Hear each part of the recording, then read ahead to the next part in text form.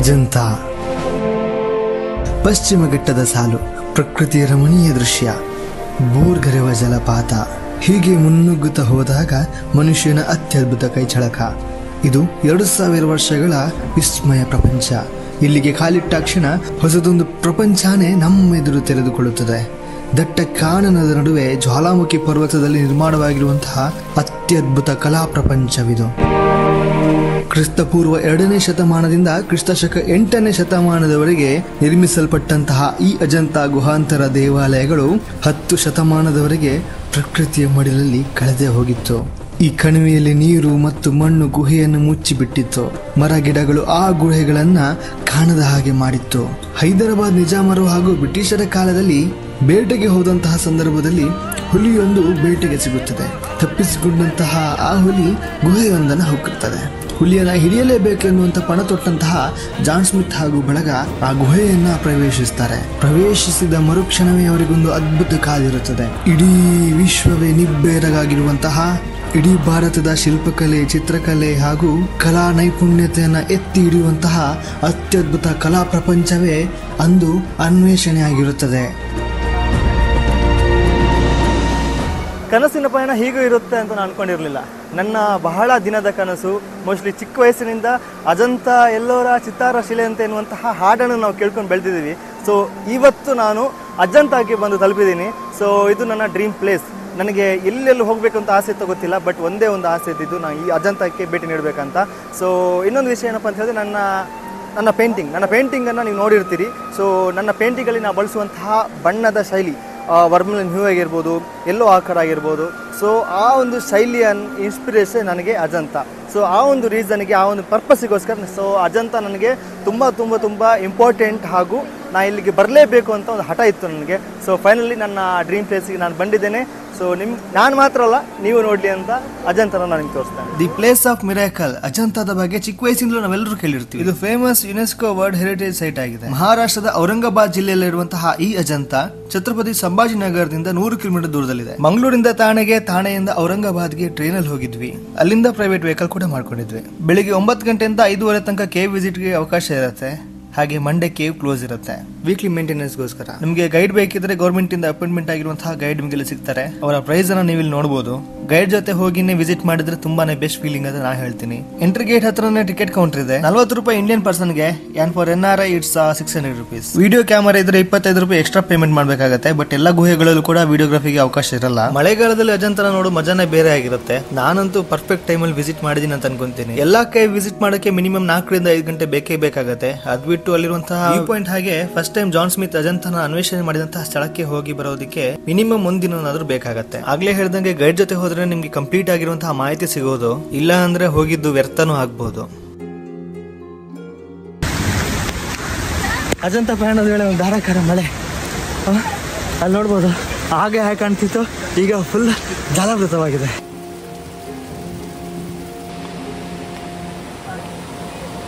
ಬೆಳಗ್ಗೆ ನಾವು ನೋಡಿದ್ದಕ್ಕೂ ಮಳೆ ಬಂದ ಮೇಲೆ ನೋಡ್ತಿರುವ ನದಿಗೂ ತುಂಬಾನೇ ಡಿಫ್ರೆನ್ಸ್ ಇದೆ ಅಲ್ಲ.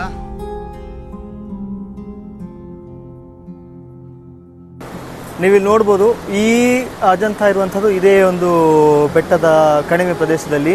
ಸೊ ಅಲ್ಲಿ ಜಲಪಾತ ಇದೆ, ಮೇಲಿಂದ ನೀರು ಕೆಳಗೆ ಧುಮುಕ್ತಾ ಇದೆ. ಸೊ ಇಲ್ಲಿಂದ ನದಿ ಏನು ಹರಿದು ಹೋಗುತ್ತೆ. ಇದು ಫುಲ್ ಅಜಂತ. ಓ.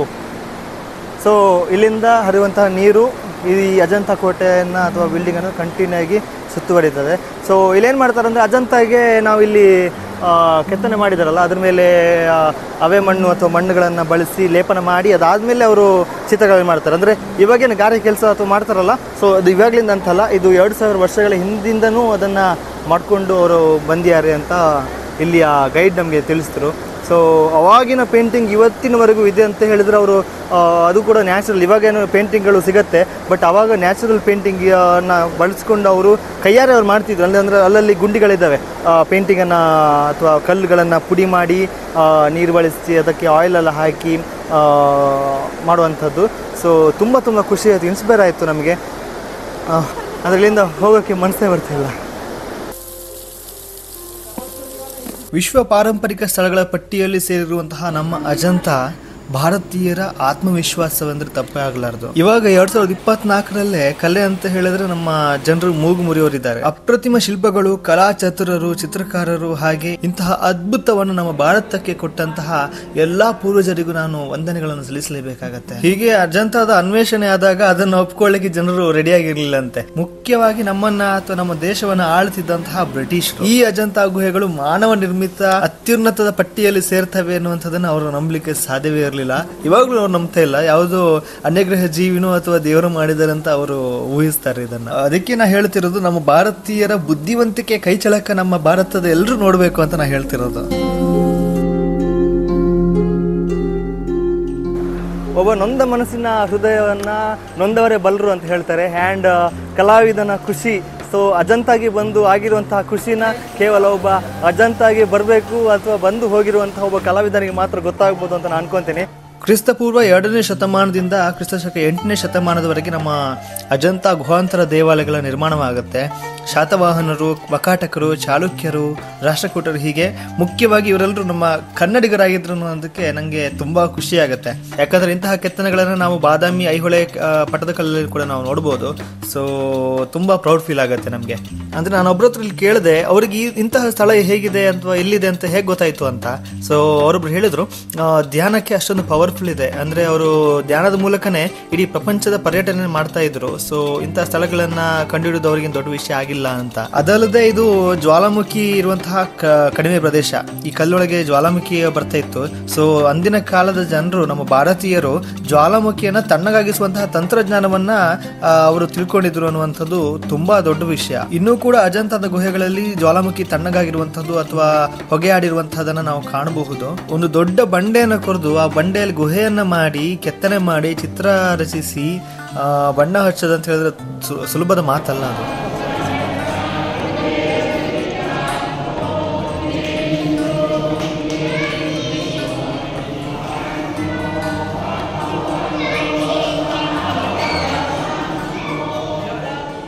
ಶಾತವಾಹನರು ಇದನ್ನ ಪ್ರಾರಂಭಿಸ್ತಾರೆ. ವಕಾಟಕರು, ಚಾಲುಕ್ಯರು ಹೀಗೆ ಮುಂದುವರಿತಿರಬೇಕಾದ್ರೆ ರಾಷ್ಟ್ರಕೂಟರ ಆಡಳಿತದಲ್ಲಿ ಬೌದ್ಧ ಧರ್ಮಕ್ಕೆ ಸರಿಯಾದಂತಹ ಬಲ ಸಿಗದೇ ಇರೋ ಕಾರಣದಿಂದ ಇಲ್ಲಿಯ ಕೆತ್ತನೆಗಳು ಹಾಗೂ ಗುಹಾಂತರ ದೇವಾಲಯಗಳ ರಚನೆಗಳು ಸ್ಥಗಿತವಾಯಿತು ಅನ್ನುವಂತಹ ಮಾಹಿತಿಗಳು ದೊರಕುತ್ತವೆ.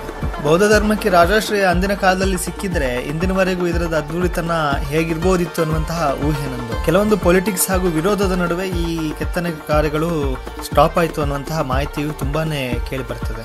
ಇಷ್ಟೊಂದು ದೊಡ್ಡ ಮಟ್ಟದಲ್ಲಿ ಕೆತ್ತನೆಗಳು, ಚಿತ್ರಕಲೆಯನ್ನು ರಚಿಸಬೇಕು ಅನ್ನುವಂಥದ್ದು ಅಥವಾ ಎಲ್ಲಿ ಒಂದು ತಪ್ಪುಗಳು ಕಂಡೇ ಬರೋದಿಲ್ಲ. ಸೊ ಅಂದಿನ ಕಾಲದ ಜನರ ವಿಜುವಲೈಸೇಷನ್ ಅನ್ನೋದು ಎಷ್ಟರ ಮಟ್ಟಿಗೆ ಇತ್ತು ಹಾಗೂ ಇದನ್ನ ಹೇಗೆ ನಿಭಾಯಿಸಿದ್ರು ಅನ್ನುವಂಥದ್ದೇ ನಮಗೆ ರೋಚಕವಾಗಿದೆ. ಇಲ್ಲಿ ನಾವು ಅವತ್ತಿನ ಕಾಲಘಟ್ಟಕ್ಕೆ ಒಳಗೊಂಡಂತಹ ಬುದ್ಧನ ಚಿತ್ರಗಳನ್ನು ನಾವು ನೋಡ್ಬೋದು. ವಿಭಿನ್ನ ಜಾತಕ ಕಥೆಗಳು, ಆನೆಗಳು, ಪ್ರಾಣಿ ಪಕ್ಷಿಗಳು, ಆವಾಗಲೇ ಸಾಕ್ಸ್ ಹಾಕಿರುವಂತಹ ಜನರನ್ನ ನಾವು ನೋಡ್ಬೋದು. ಮುಖ್ಯವಾಗಿ ನಾವು ಬೋಧಿಸತ್ವ, ಪದ್ಮಪಾಣಿ, ವಜ್ರಪಾಣಿ ಅನ್ನುವಂತಹ ಚಿತ್ರಕಲೆಯನ್ನು ನಾವಿಲ್ಲಿ ನೋಡ್ಬೋದು. ಸುತ್ತಮುತ್ತ ಎಲ್ಲೂ ನೋಡಿದ್ರು ಚಿತ್ರಕಲೆಯನ್ನೇ ಕಾಣುತ್ತೆ. ಅವ್ರು ಇಡೀ ಒಂದು ಕೆತ್ತನೆ ಮಾಡಿ ಆದ್ಮೇಲೆ ಪ್ರತಿಯೊಂದು ಕಲ್ಲುಗಳಿಗೂ ಕೂಡ ಬಣ್ಣವನ್ನು ಹಚ್ತಾರೆ. ಸೊ ಲೇಪನ ಮಾಡಿ ಚಿತ್ರಕಲೆಯನ್ನು ರಚಿಸಿದ ಒಂಥರ ಟೇಲ್ಸ್ ಗಳನ್ನು ನೋಡ್ದಂಗೆ ಆಗತ್ತೆ. ಅಂದ್ರೆ ಅವರು ಎರಡು ಲೇಪನ ತರ ಹಾಕಿ ಅದನ್ನ ಪಾಲಿಶ್ ಮಾಡಿ ಅದರ ಮೇಲೆ ಚಿತ್ರ ಬಿಡಿಸಿ ಅವತ್ತು ಬಿಡಿಸಿದಂತಹ ಚಿತ್ರ ಇವತ್ತಿನವರೆಗೂ ಹಾಗೆ ಇದೆ ಅಂತ ಹೇಳಿದ್ರೆ ಅದರ ಕ್ವಾಲಿಟಿ ಆಗಿರ್ಬೋದು. ಆದರೆ ಕಲ್ಲುಗಳಿಂದ ನೀರುಗಳು ಲೀಕೇಜ್ ಆಗಿ ಕೆಲವೊಂದು ಡ್ಯಾಮೇಜ್ಗಳಾಗಿದೆ. ಅದನ್ನ ಸರಿಪಡಿಸೋದಕ್ಕೆ ಇಂದಿನ ಭಾರತೀಯ ಗೌರ್ಮೆಂಟ್ ಸಾಕಷ್ಟು ಪ್ರಯತ್ನವನ್ನ ಮಾಡಿದ್ದಾರೆ. ಆದ ಕಾರಣ ಇಲ್ಲಿ ಕೆಲವೊಂದು ಗುಹೆಗಳಿಗೆ ಪ್ರವೇಶಗಳನ್ನು ನಿಷೇಧಿಸಲಾಗಿದೆ. ಇವತ್ತಿಗೆ ಅಂದ್ರೆ 1819ರಿಂದ 2024 205 ವರ್ಷಗಳಾಗಿದೆ ಅಜಂತಾದ ಅನ್ವೇಷಣೆಯಾಗಿ. ಅವತ್ತಿಂದ ಇವತ್ತಿನವರೆಗೂ ಅದರ ರಕ್ಷಣೆಯನ್ನ ಮಾಡ್ಕೊಂತ ಬಂದಿದ್ದಾರೆ. ಅವರಿಲ್ಲಿ ಚಿತ್ರ ಬಿಡಿಸಿದ್ರು ಕೂಡ ರಾಣಿ ಹಾಕೊಂಡಿರುವಂತಹ ಸರಗಳು, ಕಿರೀಟಗಳು ಇದೆಲ್ಲ ಚಿನ್ನದಿಂದನೇ ಮಾಡಿದ್ದಾರೆ. ಅವರು ಅಷ್ಟೊಂದು ಯುನಿಕ್ ಆಗಿ ಮಾಡಿದ್ದಾರೆ. ಅದರ ಜೊತೆಗೆ ಎಂಬೋಸ್ಡ್ ಆಗಿರುವಂತಹ ಕಿರೀಟಗಳನ್ನು ನಾವಿಲ್ಲಿ ನೋಡಬಹುದು. ಬಣ್ಣಗಳ ತಯಾರಿಕೆಯಿಂದ ಹಿಡಿದು ಅವರು ಮಾಡಿರುವಂತಹ ಪ್ರತಿಯೊಂದು ಹಂತವೂ ತಾಂತ್ರಿಕವಾಗಿ ಎಷ್ಟು ಮುಂದಿದ್ರು ಅನ್ನುವಂಥದ್ದನ್ನು ನಮಗೆ ಸೂಚಿಸುತ್ತದೆ. ನೀವಿಲ್ಲಿ ನೋಡ್ಬೋದು ಅಜಂತ ಗುಹೆಯ ಒಳಗೆ ಕಂಪ್ಲೀಟ್ ಆಗಿರುವಂತಹ ಗುಹೆಗಳನ್ನು ನೋಡ್ಬೋದು, ಹಾಗೆ ಇನ್ಕಂಪ್ಲೀಟ್ ಆಗಿರುವಂತಹ ಗುಹೆಗಳನ್ನು ನೋಡ್ಬೋದು. ಇದು ದೊಡ್ಡ ಗುಹೆ ಒಳಗಿರುವಂತಹ ಸಣ್ಣ ಸಣ್ಣ ಪ್ರಾರ್ಥನಾ ಮಂದಿರವಾಗಿರುತ್ತೆ. ಸೊ ಇದು ಕಂಪ್ಲೀಟ್ ಆಗಿದೆ, ಇನ್ನೊಂದು ಅರ್ಧ ಕಂಪ್ಲೀಟ್ ಆಗಿದೆ. ಇಲ್ಲಿ ಕೊನೆ ಇರುವಂಥದ್ದು ಖಾಲಿ, ಅದರ ಬಾಗಿಲನ್ನು ಮಾತ್ರ ಕೆತ್ತಿದ್ದಾರೆ. ಅವರು ಯಾವ ರೀತಿಯ ಸಲಕರಣೆಗಳನ್ನು ಬಳಸಿದ್ರು ಅನ್ನುವಂಥದ್ದು ಇನ್ನೂ ಯಾರಿಗೂ ಗೊತ್ತಾಗಿಲ್ಲ. ಮೋಸ್ಟ್ಲಿ ಲೋಹದ ವಸ್ತುಗಳು ಅಥವಾ ಮರದ ವಸ್ತುಗಳನ್ನು ಅವ್ರು ಬಳಸ್ತಿರ್ಬೋದು. ಆ ಥರ ಮಾರ್ಕ್ಗಳನ್ನು ನೀವು ಇಲ್ಲಿ ನೋಡ್ಬೋದು. ಯುನೆಸ್ಕೋ ವರ್ಲ್ಡ್ ಹೆರಿಟೇಜ್ ಸೈಟಲ್ಲಿ ಇದು ಪಾಲ್ ಪಡ್ಕೊಂಡಿದೆ. ವಿಶ್ವದ 8ನೇ ಅದ್ಭುತ 9ನೇ ಅದ್ಭುತ ಅಂತ ತುಂಬಾ ಹೇಳ್ತಾರಲ್ಲ, ಬಟ್ ಅದ್ಭುತಗಳಲ್ಲಿ ಅದ್ಭುತ ನಮ್ಮ ಭಾರತದಲ್ಲೇ ಇದೆ. ಅಜಂತಾದಲ್ಲಿರುವಂತಹ ಅದ್ಭುತಗಳನ್ನ ನೀವು ಈ ವಿಡಿಯೋ ನೋಡಿ ನಿಮಗೆ ಕಣ್ತುಂಬಿಸ್ಕೊಳಕ್ಕಾಗಲ್ಲ. ಅಜಂತಾಕ್ಕೆ ಹೋಗ್ಲೇಬೇಕು. ನೀವು ಜೀವನದಲ್ಲಿ ಒಂದ್ಸತಿನಾದ್ರೂ ನೀವು ಅಜಂತಾಕ್ಕೆ ಹೋಗ್ಲೇಬೇಕು. ಅಜಂತಾ ಗುಹೆಯೊಳಗೆ ನಮಗೆ ಅತಿಥಿ ಸತ್ಕಾರವಾಯಿತು. ಸೊ ಇಲ್ಲಿನ ಫ್ಯಾಕಲ್ಟಿ ಒಬ್ರು ನಮ್ಮ ಸರ್ನ ಪರಿಚಯಿಸಿದ್ರು. ಸೊ ನಮ್ಮನ್ನ ಕರೆದುಕೊಂಡು ಹೋಗಿ ತುಂಬಾನೇ ಮಾಹಿತಿಯನ್ನ ಹಂಚಿಕೊಂಡ್ರು. ನಾರ್ಮಲ್ ಗೈಡ್ಗಳು ಕೂಡ ಇಷ್ಟು ಮಾಹಿತಿಯನ್ನು ಹೇಳ್ಕೊಡಲ್ಲ. ಸೊ ಅವರು ನಮಗೆ ಚಹಾ ತಿಂಡಿ ಕೊಟ್ಟು ನಾವು ಅಷ್ಟು ದೂರದಿಂದ ಬಂದಿದ್ದಕ್ಕೂ ಸಾರ್ಥಕ ಫೀಲ್ ಆಯ್ತು. ನಮಗೆ ತುಂಬಾನೇ ಖುಷಿ ಆಯ್ತು. ಹೋದಲೆಲ್ಲ ಪ್ರೀತಿ ಹಂಚ್ಕೊಂತ ಹೋದ್ರೆ ಇಂತಹ ಬದಲಾವಣೆಗಳು, ಇಂದು ನಾವೇನ್ ಪ್ರೀತಿ ಕೊಟ್ಟಿರ್ತೀವಿ, ಇವತ್ತು ಕೊಟ್ಟಂತಹ ಪ್ರೀತಿ ಮುಂದೊಂದು ದಿನ ಖಂಡಿತವಾಗಿ ನಮಗೆ ಹಿಂದಿರುಗಿ ಬರುತ್ತೆ ಅನ್ನೋದಕ್ಕೆ ಇದೊಂದು ಉದಾಹರಣೆ ಅಷ್ಟೇ. ये वाघोरा रिवर है जा रही जो, तो ये रिवर से क्या करना उन लोगों ने, अलग अलग जो गाल की मिट्टी आती है नदी रिवर का, वो मिट्टी लेना, मिट्टी के साथ में क्या करना, देखो सभी फ्री ऑफ कास्ट मिलता था उन लोगों को काम करने के लिए, मतलब जंगल में मिलने वाली चीज़ फॉरेस्ट के अंदर में मिट्टी लेना, मिट्टी के साथ जो है तो पेड़ का गम पेड़ों से मिल जाता था, फिर लकड़ी की पाउडर बना के, सूखा हुआ लकड़ी की पाउडर बना के, फिर जो है तो पेड़ का गम, वड़ की छाल, लकड़ी का पाउडर, चावल का भूसा, जवस, हेड़ा, बेहड़ा, हिंगन बेल, ये फ्रूट्स के अंदर में आता है, बेल फल, इसमें गाय का गोबर, जो गाय इधर घूमते रहते हैं ना, गाय का गोबर, घोड़े की लीद, ये सब एक साथ इसका लेप बनाकर मिक्स करके इसको कुछ दिनों तक वो लोग भिगा के रखना, फिर उसका लेप बनना, फिर लेप बनने के बाद में जो है तो ऐसा मड प्लास्टर बोल के फर्स्ट में लगाया ऐसा पेंटिंग बनाने से पहले. ಎಷ್ಟು ಖುಷಿಯಾಗತ್ತಲ್ವ ನಮ್ಮ ಅಜಂತಾನ ನೋಡಿ. ನಮ್ಮ ಭಾರತದ ಸಂಪತ್ತು ಇದು. ಅಪ್ರತಿಮ ಶಿಲ್ಪಿಗಳು, ಕಲಾಚತುರರು, ಚಿತ್ರಕಾರರ ಮಹಿಮೆಯನ್ನ ಸಾರುವಂತಹ ಲೋಕವಿದು. ನಿಮ್ಮೆಲ್ರಿಗೂ ಈ ವಿಡಿಯೋ ಇಷ್ಟ ಆಯ್ತು ಅಂತ ಅನ್ಕೊಂತೀನಿ. ಇಷ್ಟ ಆಗಿದೆ ದಯವಿಟ್ಟು ಸಬ್ಸ್ಕ್ರೈಬ್ ಮಾಡ್ಕೊಳ್ಳಿ, ಹಾಗೆ ಬೇರೆಯವ್ರ ಜೊತೆ ಶೇರ್ ಮಾಡ್ಕೊಳ್ಳಿ. ಅಜಂತಾಗೆ ವಿಸಿಟ್ ಮಾಡೋದನ್ನ ಮಾತ್ರ ಮರಿಬೇಡಿ. ಅಜಂತಾದ ಬಗ್ಗೆ ವಿಡಿಯೋ ಆಯ್ತು. ನನ್ನ ಮುಂದಿನ ವಿಡಿಯೋ ಎಲ್ಲೋರ ಕೈಲಾಸನಾಥ ದೇವಸ್ಥಾನ ಹಾಗೂ ಎಲ್ಲೋರ ಗುಹಾಂತರ ದೇವಾಲಯಗಳ ಬಗ್ಗೆ ಇರ್ತದೆ. Stay tune. ಇಲ್ಲಿವರೆಗೆ ಸಪೋರ್ಟ್ ಮಾಡಿದ್ದಕ್ಕೆ ತುಂಬಾ ಧನ್ಯವಾದಗಳನ್ನು ಕೇಳ್ತೇನೆ. ಖುಷಿಯಾಗಿರಿ. ಯಾಕಂತ ಸದಾ